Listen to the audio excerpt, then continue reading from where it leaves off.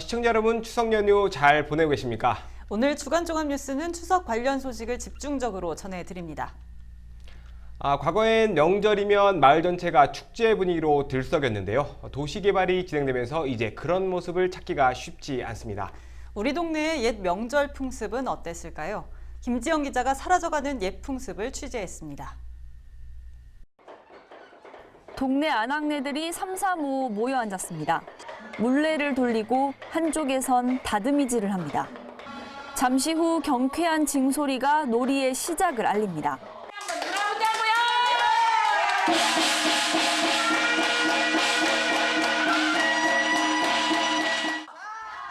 서구 지역에서 전해져 내려오는 꼬대깍시 놀이입니다. 서름 많은 꼬대깍시의 원혼을 불러 흥겨운 춤과 노래를 연주하는 전통 풍습입니다. 구전놀이의 특성상 동네 어르신들로부터 소리를 전수받아 고증 작업을 거쳐 완성했습니다. 주로 정월 대보름이나 한가위 등 큰 행사가 끝난 뒤 여성들이 스트레스를 풀기 위해 이 놀이를 했다고 전해집니다. 엄마들이 말씀하시는 건 그때는 바가지 치고 그다음에 막 그러니까는 그릇 있죠. 그릇 갖다 때리고 그다음에 막 솔까지 꺾어다가 그리고 이렇게 기와장 있잖아요. 기와장 막 그거 떼고 그리고 이제 사실 저런 악기가 없잖아요. 사라져가는 지역의 전통 풍습을 보존하기 위해 향토문화 보존회를 중심으로 올해로 13년째 꼬대깍시 재현 행사를 열고 있습니다. 스트레스 풀리고 흥나고 너무 좋죠. 가정주부들이 하루쯤 뭐 일 했네. 스트레스 푸는 날은 그날이기 때문에 그래서 스트레스 풀고 놀고 이렇게 하니까 굉장히 흥겹고 좋죠. 검단 지역에선 20년 전까지만 해도 한가위를 전후해 대규모 풍물놀이를 즐겼습니다. 20대 청년 시절 마을 풍물단에서 상쇄 역할을 맡았던 이종백 어르신. 온 동네 사람들과 함께 축제를 즐기며 흥겨웠던 기억을 떠올립니다.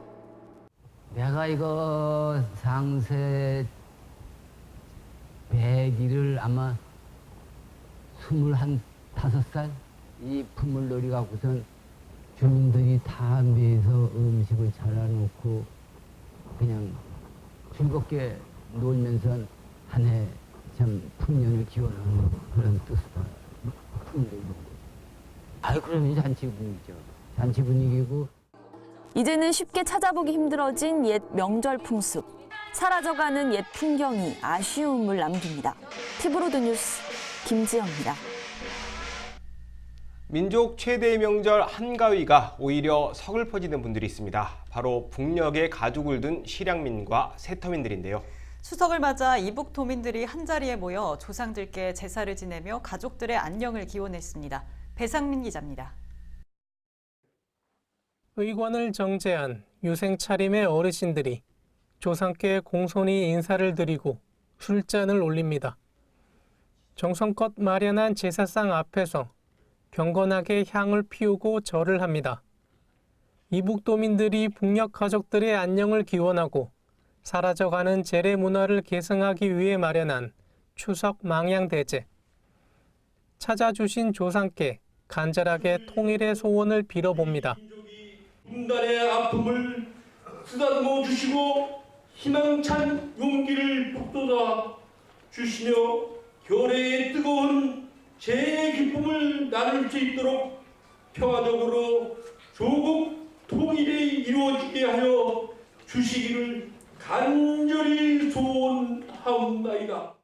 한국전쟁 때 피난 온 실향민들은 이미 백발의 노인이 됐지만 북녘에 두고 온 가족의 생사조차 수십 년째 알지 못해 안타까움을 더합니다.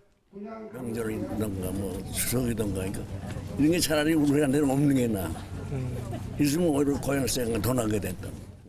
비교적 최근에 북에서 넘어온 세터민들 역시 뜻깊은 자리에 함께했습니다. 추석 그러면은 뭐 이북 같았으면 민족 최대의 명절이라 그러고 막 너무너무 진짜 온 가족이 따뜻한 분위기 속에서 가족같이 보내고 막 이러한 생각들이 많이 나죠. 그러니까 한국에 와 보니까 또 추석 명절 역시 이 추석 명절 때면은 더더욱 고향 생각이 더 나는 것 같아요. 한 맺힌 실향민들이 하루빨리 통일이 돼 살아생전 북녘 땅 가족들을 만날 그날이 오길 기대해 봅니다. 티브로드 뉴스 배상민입니다.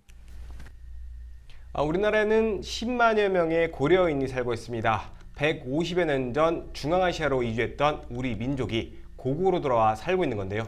추석을 맞아 고려인과 함께하는 특별한 행사가 열렸습니다. 조윤주 기자입니다. 고소한 냄새가 앞마당을 가득 채웁니다. 넉넉히 두른 기름 위로 두부가 노릇노릇 익어갑니다. 정성스런 손길과 함께 먹음직스런 두부전이 완성됩니다. 추석을 맞아 고려인들과 함께하는 명절 음식 나눔 행사입니다. 많이 재미있어요. 우리 다 모아서 같이 서로 도와주고 이거 하고 많이 재미있어요. 함께 음식을 만들며 모처럼 명절 분위기에 젖는 고려인들. 전을 부치다 보면 고향과 가족 생각이 더욱 간절해집니다. 우리 우즈베키스탄에서 봤어. 우리 고려인지. 그래 옛날에 추석 지게도 산을 같이 이렇게 싹 가지고 가서 할아버지랑 그렇게 가지고 가서 했어요. 옛날 생각이 나지. 그래 우리 엄마이 나오죠. 돌아간 지 10년 돼요. 우리 엄마이 돌아간 지. 그래 오늘은 이거 하면서 우리 엄마를 이제 생각이 나서 조금 눈물이 있어요. 안산시에 거주하는 고려인은 모두 17,000여 명. 전국에서 가장 많은 고려인이 거주하고 있습니다. 두부전은 고려인들이 러시아와 우즈베키스탄에서도 명절이면 빠짐없이 하는 음식 가운데 하나입니다. 한국에 와서는 많은 가족들이 흩어져 있기 때문에 특별히 추석 행사는 하지 않고 가족들끼리 모여서 식사를 하거나 가족의 안부를 묻거나 이런 추석을 명절을 보내고 있는데요.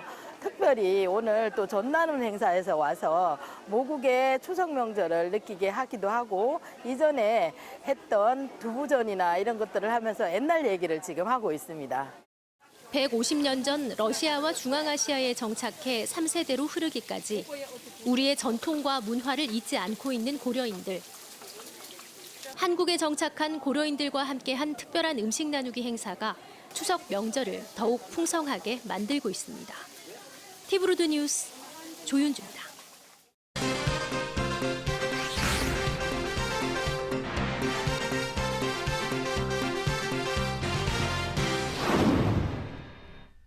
한 주간 인천시 소식을 알아보는 위클리 인천 시간입니다. 오늘도 김은경 인천시 대변인 자리했습니다. 안녕하세요. 네, 안녕하세요.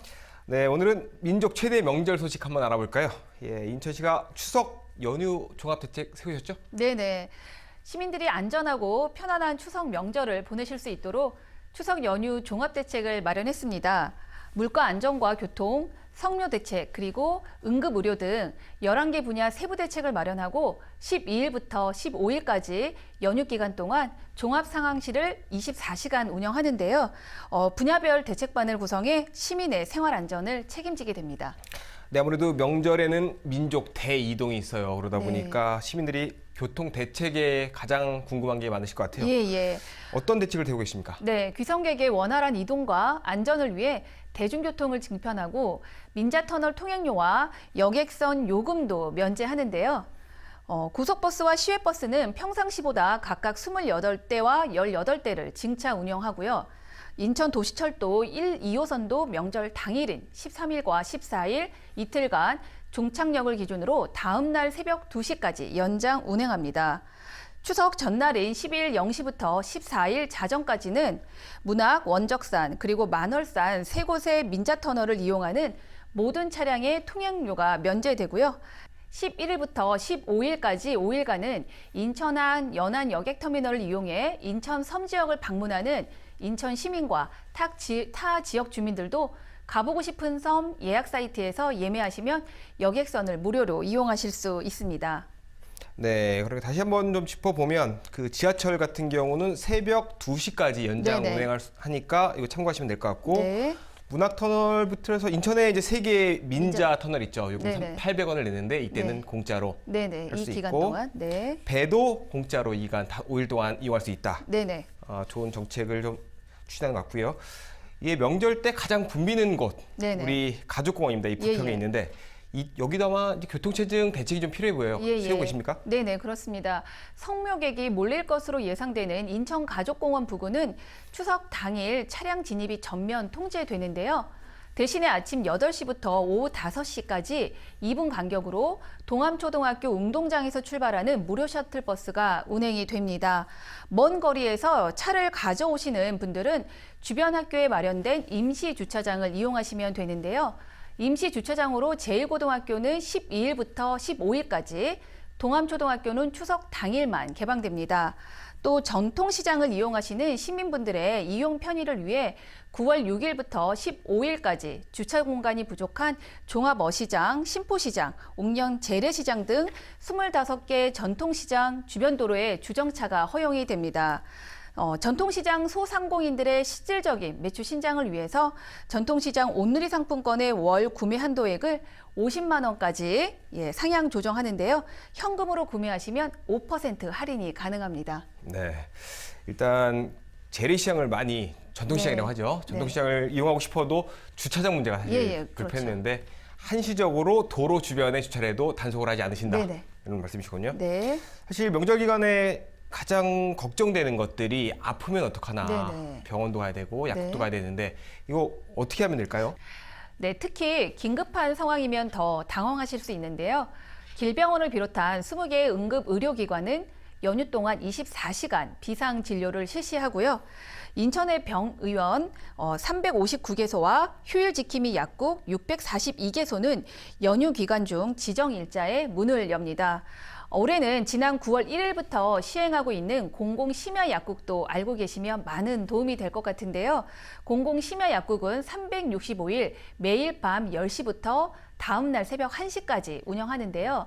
현재 미추홀구 인영약국과 부평구 동안프라자 약국, 그리고 서구의 성모 약국 이렇게 3곳이 지정되어 있습니다.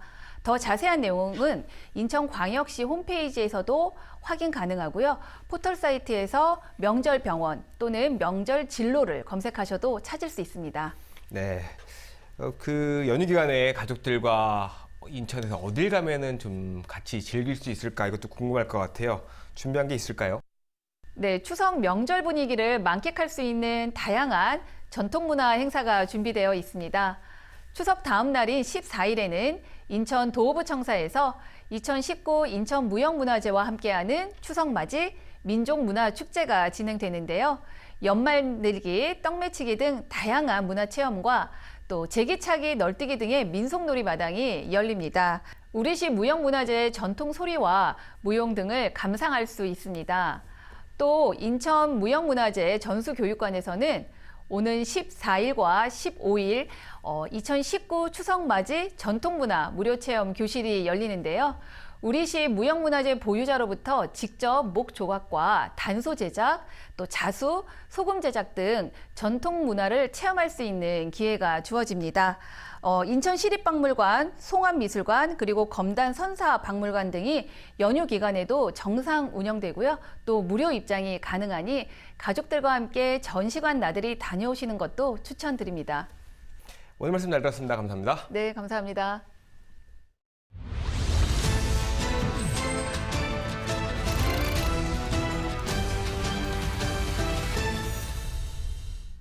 혼추족, 축캉스, 혹시 이런 단어 들어보신 적 있으신가요? 추석 명절과 관련이 있는 신조어인데 달라진 추석 풍속도를 반영하고 있습니다. 김대우 기자가 보도합니다. 부모님을 찾아뵙고 또 차례를 지내러 고향으로 향하는 추석. 그러나 반대로 부모가 자식을 찾아오는 이른바 역귀성이 해를 거듭할수록 늘고 있습니다. 민경욱 국회의원이 한국철도공사로부터 받은 자료를 보면 지난 2016년 추석 연휴 기간 동안 판매된 역귀성 열차표는 5,900여 석이었습니다. 그런데 이듬해에는 이보다 3배 정도 늘었고 지난해에는 2년 전에 비해 7배가 넘는 36,000여 석이 판매됐습니다. 필요에 따라서는 그럴 수 있다고 생각해요. 부모님들이 움직이기 불편하면 자식들이 오는 게 당연한 거고 또 부모님이 또 움직일만 하면 또 가는 것도 괜찮죠. 요새 또 차도 막히고 그러는데.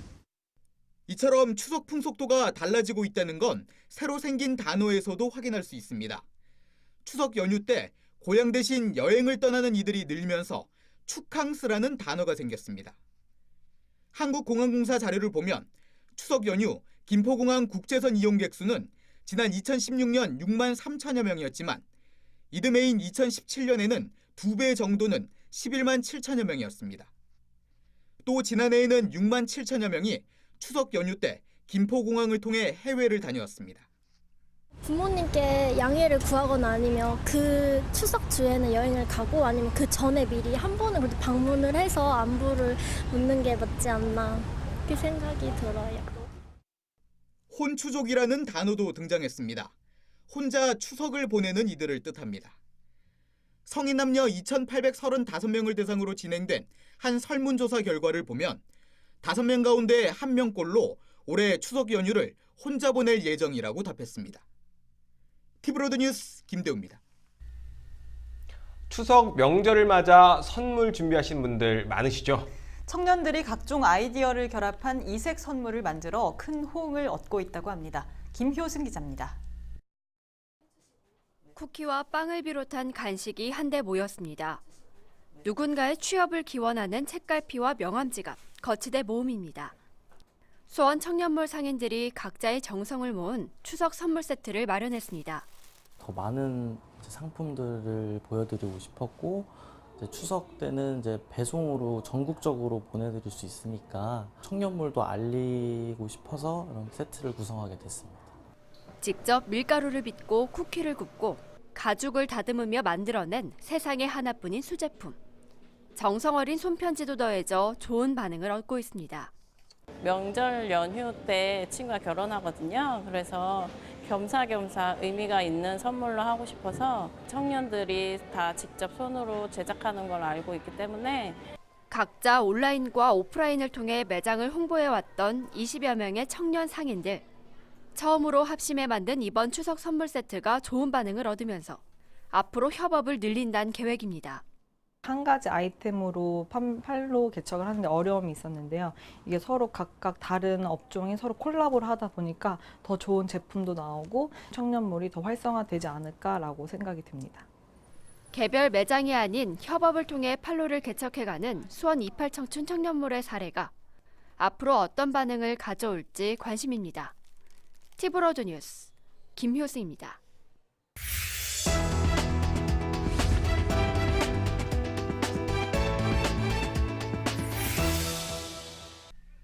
토크앤 뉴스 시간입니다. 오늘은 추석 특집으로 10년 후 철도를 이용한 귀성길은 어떻게 변할지 들여다보겠습니다.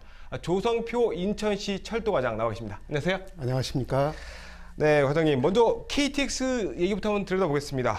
현재 인천에서 KTX 타려면 광명역이나 서울역으로 가서 돌아가야 됩니다. 그렇습니다. 네, 인천 시민들이 바로 가기 위한 철도가 아마 이제 KTX가 추진되고 있는데 인천발 KTX라고 불리죠. 그렇습니다. 이게 언제 어떻게 개통된지 설명해 주실까요? 인천발 KTX를 추진하게 된 배경은 전국 광역시 중에서 인천시만 유일하게 고속철도가 없습니다. 그래서 인천시하고 수도권 서남부 지역 650만 시민들에게 고속철도 서비스를 제공하기 위해서 수인선과 경부 고속철도를 연결하는 사업이고, 이 사업은 작년도 9월에 기본 및 실시 설계 용역을 착수를 해서 내년 9월까지 마무리를 할 계획입니다. 그리고 설계가 끝나면 곧바로 용지보상 공사가 착공이 되고, 그러면 25년경에 개통이 될 것입니다. 그럼 2025년이면 우리 인천 시민들이 여기서 KTX를 타고 각 지방으로 갈 수 있는 거군요. 그렇습니다. 네, 다음은 이제 호남선과 경부선 요 이용하는 KTX를 타면 갈 수가 있는데, 예. 강원권은 사실 현재 KTX가 없잖아요. 예, 이게 그렇습니다. 또 별도로 동쪽 동서 고속화 철도로 추진다는 얘기를 들었는데 어떻게 진행되고 있나요?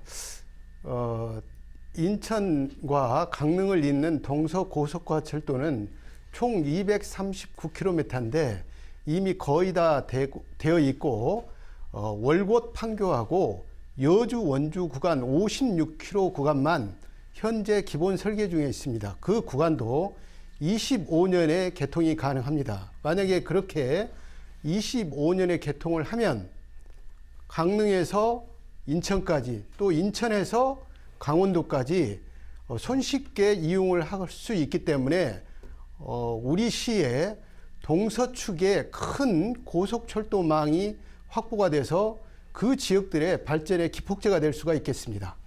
그럼 2025년이면 그 호남선과 경부선 외에도 그 강릉이나 이 동해 쪽으로 가는 열차도 고속철도를 이용해서 갈 수 있다 이런 말씀이신 거군요. 그렇습니다. 지금까지는 고속철도가 남북을 중심으로 해서 남북축이었는데 이제 동서방향도 균형 발전을 위해서 정부에서 중점적으로 추진하고 있는 사업이라고 보시면 되겠습니다. 2025년도에는 귀성객들이 뭐 차를 안 타고 전국 어디든지 고속철도를 타고 갈 수 있는 시대가 열리는 거군요. 그렇습니다. 자, 이게 인천발 KTX하고 고속철도가 개통하면 송도역에서 출발을 하죠. 근데 인천공항까지 가려면 또다시 조금 어려움이 있어요. 이거를 개선하기 위해서 아마 제2공항철도를 추진하고 있는 것 같은데 이 계획도 좀 설명해 주실까요? 제2공항철도는 사실 세계의 유수한 공항들은 모두 다 고속철도가 연결이 돼 있습니다. 예를 들면 프랑스 드골 공항 같은 경우에는 떼제베가 있고 독일의 프랑크푸르트 같은 경우에는 이체라는 고속철도가 다 연결이 돼 있습니다.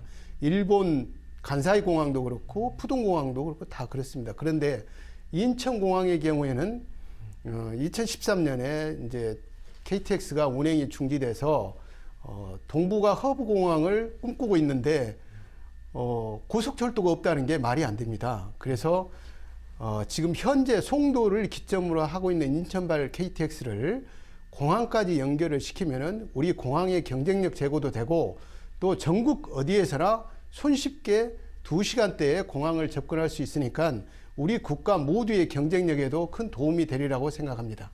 현재까지는 없었던 계획, 과거에는 있었던 계획이긴 합니다만 현재는 없는 계획이기 때문에 국가철도망 계획도 태워야 되고 그러면 좀 시기가 좀 걸리지 않을까 좀 생각이 드는데 언제쯤으로 오세요? 그렇습니다. 이런 일반 철도나 또는 고속철도를 하기 위해서는 가장 급선무가 국가철도망 구축계획 등 국가계획에 먼저 반영을 시켜야지만 사업 추진이 가능합니다. 저희는 지금 국토교통부에다가 건의를 하기 위해서 관련 용역을 추진하고 있습니다. 용역이 끝나는 대로 국토교통부에 건의할 예정입니다.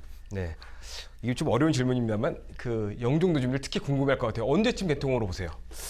그것은 아직 확정된 바가 없습니다. 이것은 중앙정부하고 긴밀히 협의해서 가능하면 이런 시일 내에 개통될 수 있도록 총력을 경주할 계획입니다. 네, 다음은 이제 좀 먼 거리 말고 근거리에서도 움직이시는 분들 계세요. 그런데 이제 인천도 물론 철도가 있습니다만은 그 수도권에서 빠르게 움직이는 GTX라는 게 추진되고 있는데 이게 되면 또 뭐 20분 내에 또 서울도 왔다 갔다 할 수 있고 그러지 않습니까? 그렇습니다. 이것도 궁금할 것 같아요. 언제쯤 어떻게 개통되고 소개 좀 해주실까요? 예, GTX-B가 지난 8월 21일 날 예비 타당성 조사를 통과했습니다. 그렇기 때문에 이제 곧바로 기본계획 수립 용역에 들어갈 겁니다. 그러면 26년 개통을 목표로 하고 있습니다. 뭐 우리보다 더 앞서서 GTX A 노선은 작년 12월 달에 착공을 해서 23년 개통을 목표로 공사 중에 있고 C 노선의 경우에는 작년 12월 달에 예타를 통과해가지고 지금 기본계획 수립 용역을 하고 있습니다. 그 노선도 25년이면 개통되는데 우리 GTX-B가 가장 늦게 출발했지 않습니까? 그렇지만 그 앞서간 A, C 노선하고 거의 비슷한 시기에 개통될 수 있도록 저희 시는 모든 힘을 다 쏟고 있습니다. 네, 사실 이제 가장 말씀하신 대로 GTX B 노선이 우리 인천 시민들이 직접적으로 이용할 노선이고 GTX A 노선 같은 경우도 저희가 이용할 방법이 있다라고 시에서 발표를 했었거든요. 이것도 한번 설명해 주실까요? GTX-B가 개통이 되면 우리 인천 송도에서 서울역까지 24분이면 갈 수 있습니다. 그러면 서울역에서 GTX A 노선과 환승을 해서 강북이나 또는 강남 쪽에 가실 수 있고 또 한 개 역을 더 가시면은 청량리역이 있습니다. 근데 청량리역은 GTX C 노선하고 환승을 합니다. 그와 마찬가지로 그 노선도 강북이나 강남으로 가기 때문에 GTX만 개통이 된다면 수도권 내에서는 어디든 30분 이내에 접근할 수 있는 아주 편리한 지하 고속철도라고 할 수 있겠습니다. 네, 수도권을 1시간 내에 어디든지 갈 수 있게 되겠군요. 환승만 하면. 그렇습니다. 네, 그리고 이제 인천에서 서울 가는 지하철 노선이 현재를 보면 뭐 공항철도, 그다음에 1호선, 그리고 7호선 요 정도 같아요. 네, 그렇습니다. 이 외에도 추가적으로 몇 개 노선이 추진이 되고 있는 걸로 알고 있는데 뭐 설명해 주실 게 있을까요? 앵커님께서 말씀하신 바와 같이 우리 인천과 서울을 연결하는 철도는 가장 북쪽에 공항철도가 있고 그 아래 서울 7호선이 있습니다. 그 아래 경인선이 있는데 대부분이 서북부 지역에 집중이 되어 있습니다. 그러나 우리 논현동, 도림동, 서창 2지구 이런 데는 서울과 연결되는 광역철도가 없어서 상대적으로 서울 접근성이 굉장히 열악합니다. 그래서 저희는 논현동, 도림동, 서창동을 연결해서 서울 노량진까지 연결하는 제2경인철도를 추진하고 있고요. 그 다음에 아까 말씀드린 GTX-B도 26년에 그리고 또 공항철도하고 서울 9호선이 지금 김포공항에서 평면 환승을 하는데 그렇게 평면 환승하지 않고 곧바로 공항 이용 계획이 강남까지 가고 또 강남에 사신 분이 그런 환승 불편 없이 다이렉트로 공항까지 갈 수 있는 그런 직결 운행 사업도 23년이면은 가능할 걸로 보고 있습니다. 이 제경인선이 최근에 말씀하신 대로 예타 조사 대상에 선정이 된 거잖아요. 그렇습니다. 시민들은 그럼 언제쯤 이용할 수 있을까 궁금할 것 같아요. 그게 4월 달에 예타 조상 대상 사업으로 선정이 됐고 8월 13일 날 이제 공식적으로 예비 타당성 조사에 착수했습니다. 그렇게 되면은 이제 예타가 철도의 경우는 1년이 기본이고 또 6개월을 더 늘릴 수 있습니다. 그런 일정들을 종합적으로 검토를 해보면 아마 2030년 이전에는 개통이 가능할 걸로 저희들은 기대하고 있습니다. 생각보다 빠르군요, 이거는. 2030년 안에 그렇습니다. 서울로 가는 인천 남부권 시민들도 철도로 서울을 바로 갈 수 있다. 이런 말씀인 거죠. 또 하나 좀 궁금한 거는 좀 전에 말씀을 살짝 하셨는데 9호선 직결이에요. 네. 이게 전체 구간은 이미 있는 노선들을 아마 하기 때문에 직결이라는 거를 아마 용어를 쓰는 것 같은데 이게 생각보다 빠르게 될 수 있을 것도 같고 이게 기술적으로 어렵다는 얘기도 좀 있어요. 설명 좀 해주실까요? 사실 기술적인 문제는 전혀 없습니다. 이미 정부에서는 김포공항에서 공항철도하고 서울 9호선이 직결할 수 있도록 구조물이랄지 건축물이라는 것은 다 이미 끝내놓은 상태입니다. 끝내놓은 상태인데 작년 12월 달에 그 노선이 운행되기 위해서는 서울시 국토부 공항철도 주식회사가 합의가 있어야 됩니다. 사업비 분담을 어떻게 할 것인가. 그건 이미 12월 달에 됐기 때문에 큰 이변이 없는 한 추진됩니다. 다만 그 사업비를 이제 조달을 하기 위해서는 기획재정부의 승인을 받아야 되는데 금년 5월 달에 기재부로 승인 신청을 해놓은 상태니까 승인만 되면은 곧바로 이제 사업 협약 체결하고 차량 구매 제작 들어가면 23년에는 충분히 가능합니다. 9호선이 2023년이면은 그 청라를 지나서 영종도까지 가게 되기 때문에 그러면 공항을 오가는 전국에 있는 시민들이 다 편해질 수 있는 거잖아요, 이게? 그렇습니다. 그렇죠. 인천 시민뿐만 아니라. 그렇습니다. 이 공항철도 지금 노선과 중복되는 문제가 있지 않나요, 혹시? 지금 사실은 공항철도라는 것은 그 공항 이용객만 이용을 할 수 있도록 하는 특수 목적의 철도입니다. 그런데 이제 서울 9호선은 서울 내부 도시철도입니다. 그런 성격이 다른 두 철도를 이용을 하는데 뭐 전혀 문제가 없고 그렇게 이용만 한다면 시너지 효과가 나고 굉장히 좋습니다. 왜 그러냐면 실제 공항을 이용하는 가장 많은 사람들은 저희가 분석해 보면 서울 강남 지역 사람들이 상당 부분의 비율을 차지하고 있습니다. 그래서 연결이 되면은 아마 기대 이상의 효과가 있을 걸로 예상되고 있습니다. 네, 오늘 10년 뒤 그 철도망이 어떻게 바뀌어서 우리 귀경길이 어떻게 바뀔지 점검해 왔는데 10년이 아니라 빠르면 7, 8년 후에 많은 변화가 있는 것 같아요. 우리 그렇습니다. 시민들에게 마지막으로 지금 명절을 세고 계실 텐데 말씀 한번 해주시죠. 사실은 우리 시가 발전을 하는데 옛날에 경인선이 큰 역할을 했습니다. 그러나 이제 8월 21일 날 GTX-B가 예타를 통과했는데 우리가 지금까지 겪어보지 못한 비약적인 발전을 할 것입니다. 이렇게 예타 통과할 수 있도록 시민 여러분들께서 힘을 합쳐주셔서 대단히 감사드립니다. 네. 하여튼 계획대로 잘 추진해서 우리 인천 시민들이 다른 광역시처럼 그 철도망이 완벽하게 좀 구축이 됐으면 좋겠습니다. 오늘 말씀 감사합니다. 네, 감사합니다.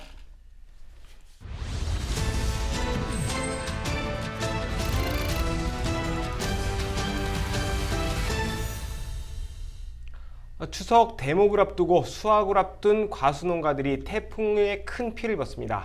안성에서는 낙과 피해가 심각한 상황인데요. 하지만 보상 시기가 불투명하고 복구는 엄두도 못 내고 있어 농민들의 시름이 깊어지고 있습니다. 박희봉 기자가 보도합니다. 경기도 최대 배 주산지인 안성의 한 과수원입니다. 출하를 앞두고 나무에 주렁주렁 매달려 있어야 할 배들이 땅바닥을 뒤덮었습니다. 셀 수 없을 정도로 낙과가 많아 마치 폭격이라도 맞은 듯 과수원은 그야말로 쑥대밭이 됐습니다. 태풍이 몰고 온 강풍에 나무에 매달린 배들의 절반 이상이 떨어져 이렇게 바닥에 나뒹굴고 있습니다. 그나마 이렇게 가지에 달려있는 배들도 가지에 상처를 입어 상품성이 없는 상태입니다. 추석 출하를 앞두고 있던 이 과수원에서는 달려있던 배의 40%가 넘게 떨어졌습니다. 그나마도 보상을 위한 현장 조사가 이루어지지 않아 낙과를 줍는 작업은 시작도 못했습니다. 인력도 턱없이 모자라 출하는커녕 과수원 복구조차 엄두도 못 내고 있는 상황입니다. 둘이 힘으로 할 수 있는 그 양이 아니라서 지금 많이 좀 어떻게 해야 될지 모르겠네요. 떨어진 거 어떻게 처리를 해야 되는지 그게 더 큰 고민, 이제 또 숙제가 남는 거죠. 이렇게 낙과 피해를 본 과수농가는 시일이 지날수록 눈덩이처럼 불어나고 있습니다. 배농가가 집중된 안성의 경우 피해는 더 심각합니다. 안성시는 전체 배농장 905헥타르 가운데 630헥타르가 피해를 입은 것으로 잠정 집계했습니다. 하지만 피해 농가 수가 워낙 많고 전수조사가 쉽지 않은 상황이라 명절이 끝날 때까지 보상이나 복구 지원을 받는 농가는 소수에 불과할 것으로 보입니다. 발생하면 10일 안에 하게 돼 있어요. 그러면 이제 추석 지나고인데 지금 워낙 농가 수가 많으니까.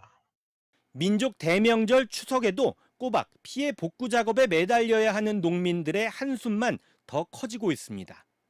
티브로드 뉴스 박희붕입니다. 태풍이 관통한 강화 지역 농민들의 피해도 컸습니다. 긴 가뭄에 늦여름 장마까지 이겨냈는데 수확을 몇 주 앞두고 한 해 농사를 망쳤습니다. 김지영 기자입니다. 태풍이 휩쓸고 간 강화군의 한 포도밭. 종이 포장을 벗겨내자 무르고 터진 열매가 모습을 드러냅니다. 바닥엔 썩은 포도알이 나뒹굽니다. 포도는 특히 빗물에 취약합니다. 강한 바람을 동반한 이번 태풍에 보호 비닐이 훼손되면서 수분을 머금은 포도알이 터져버린 겁니다. 많이 피해봤죠. 예, 다 터지고 비도 오고 그래가지고 그냥 이 수분을 많이 빨아먹어가지고 이게 벗겨지니까 그래가지고 다 갈라지고 반만 나오면 그래도 다행이라고 생각해요. 배농가에선 낙과 피해가 속출했습니다. 나무 아래 떨어진 배들이 수북히 쌓여 있습니다. 가지에 달린 것보다 떨어진 열매가 더 많아 보입니다. 선물용으로 판매하기 위해 이렇게 신문지에 싸놓은 배들도 대부분 떨어졌습니다. 겉으로 보기에 상처는 없지만 아직 크기가 작고 당도가 낮아서 판매용으로의 가치가 떨어졌습니다. 부른면 배농가의 경우 9년 전 태풍 곰파스 때보다도 더 큰 피해를 입었습니다.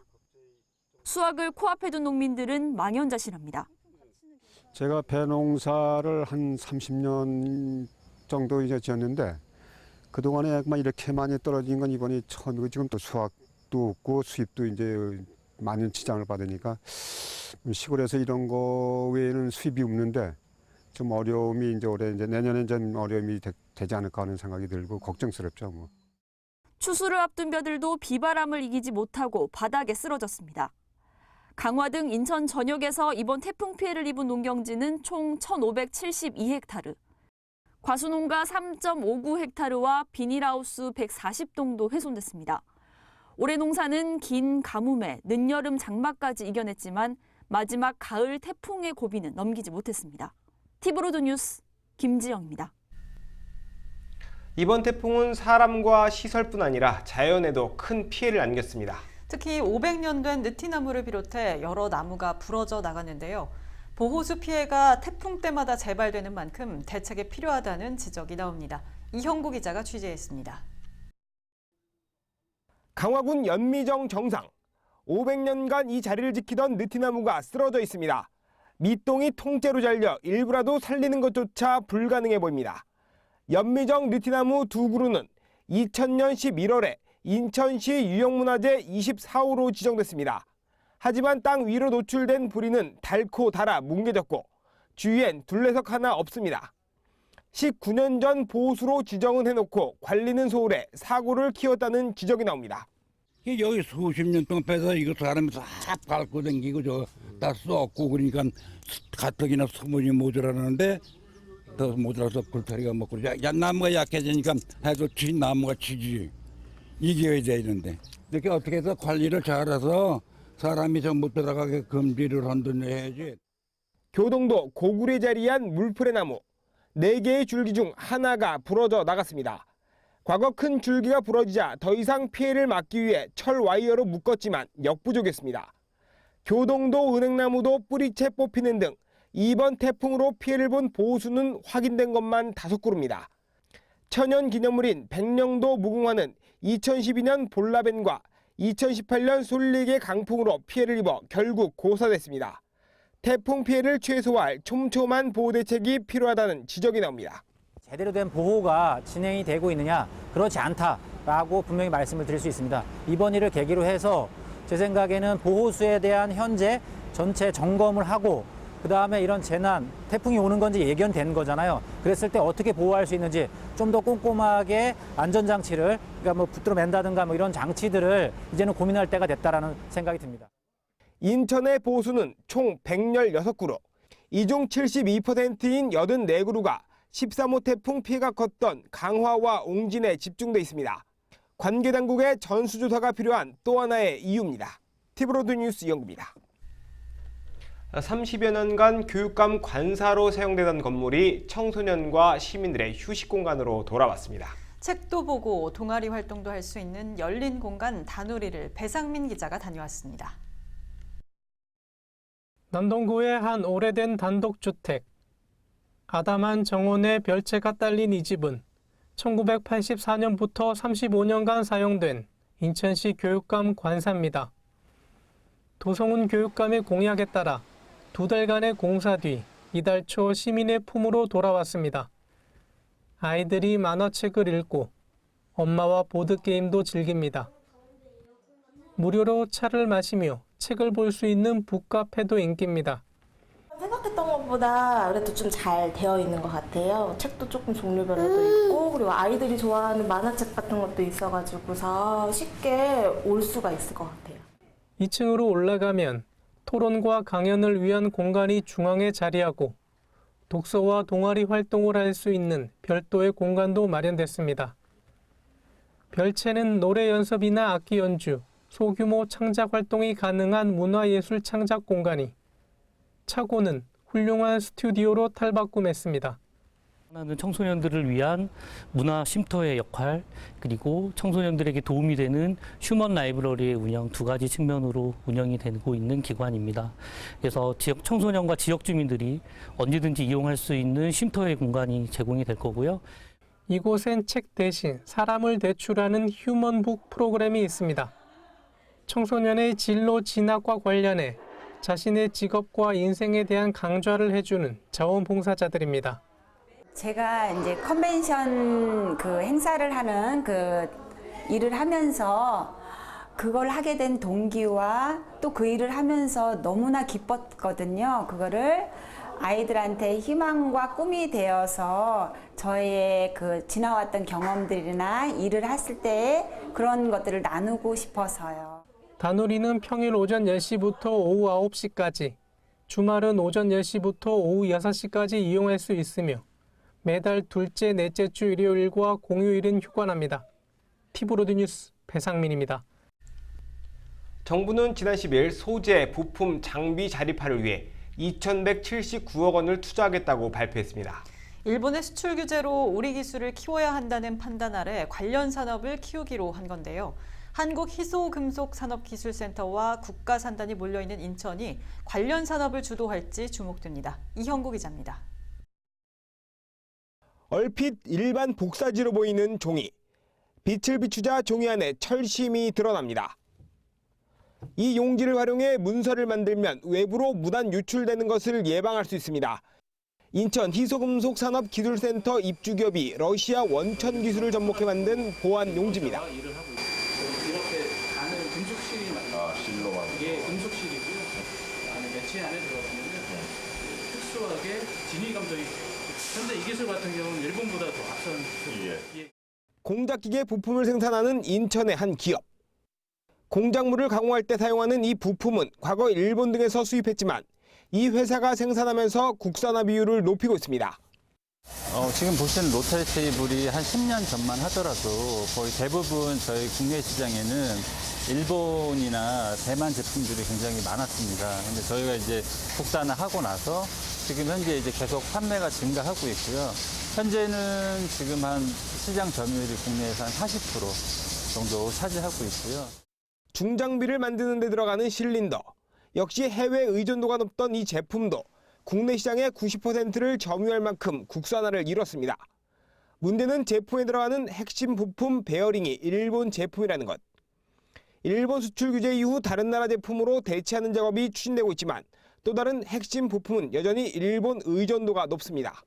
아쉽게도 우리나라는 공작기계의 핵심 부품을 수입에 의존하지 않고는 알 수가 안 되는 것도 굉장히 불편하지만 진실입니다. CNC 장치나 서버모터 등 그런 것들이 그렇습니다. 정부의 지속적인 관심과 지원이 있다면 못 해낼 것도 없다고 생각을 합니다. 인천시는 소재 부품 장비 경쟁력 강화를 위한 조례 제정 등 지원 방안을 찾고 있습니다. 희소금속산업기술센터와 함께 우리 인천 기업들의 그 육성 발전을 위해서 필요한 거는 저희도 함께 검토하도록 하겠습니다. 현재 일본에서 재료를 수입해 제품을 만드는 인천 기업은 약 800여 곳. 인천시와 지역의 대응이 빨라지면서 기업들은 위기를 기회로 만들 수 있을지 주목됩니다. TV로드 뉴스 이영입니다. 검암 역세권 개발 사업이 탄력을 받을 전망입니다. 주택 7,400세대가 들어서는데 이 중 70%는 주거 취약 계층을 위한 공공주택으로 조성될 전망입니다. 보도에 김지영 기자입니다. 인천 2호선 검암역 앞 공터입니다. 현재는 개발 제한구역으로 묶여 있지만 이르면 내년부터 공공주택 개발 사업이 진행될 예정입니다. 검암역세권 공공주택 지구지정 계획이 최근 국토부 산하 중앙도시계획위원회 심의를 통과했기 때문입니다. 검암역세권 공공주택지구는 지난해 국토부가 발표한 3기 신도시 조성 계획에 포함됐습니다. 서구 검암동과 경서동 일대 79만 제곱미터 부지에 주택 7,400세대를 조성하는 사업입니다. 중앙도시계획위원회는 심의 가결 조건으로 전체 주택 공급 비율의 70%를 공공주택으로 조성하는 방안을 제시했습니다. 계획대로라면 주거 취약계층을 위한 주택 5,000세대 이상이 들어설 것으로 보입니다. 2기 신도시와는 달리 3기 신도시는 청년이라든지 신혼부부라든지 노년이라든지 이렇게 맞춤형 서민 주거 안정을 위한 좀 특화된 도시로 만드는 그런 특성이 있을 것 같습니다. 인근의 서북부 제2종합터미널 개발 계획도 탄력을 받을 전망입니다. 서구 지역 정치권은 지난해 터미널과 관광시설이 포함된 복합 편의시설을 조성하겠다는 계획을 발표한 바 있습니다. 여기에 향후 서울 5호선과 9호선 광역철도가 연결되면 서울로 가는 교통의 요충지로서의 역할도 할 것으로 기대됩니다. 문화생활이라든지 아니면 교통 편의를 더하는 그런 어떤 복합 환승센터, 그리고 또 어떻게 보면 계양역과 경인 아라뱃길, 그다음에 아시아드 주경기장까지 쭉 연결되는 그런 어떤 또 녹색 그런 어떤 친환경적인 그런 조건들이 좀 있습니다. 그래서 아마 검암 역세권 공공택지지구를 저희가 봤을 때는 서북부의 교통 요충의 중심지이자 또 자족형 복합도시로 만들어서 서구의 가치가 더 높아지지 않을까 이렇게 보고요. 시행사인 인천도시공사는 이달 말 국토부가 지구 지정을 고시하면 내년 초 보상 절차에 착수해 연말에는 지구계획 승인 절차를 완료한다는 계획입니다. 티브로드 뉴스 김지영입니다. 이상으로 티브로드 주간 종합 뉴스를 마칩니다. 남은 연휴 알차게 보내시길 바랍니다. 시청해주신 여러분 고맙습니다.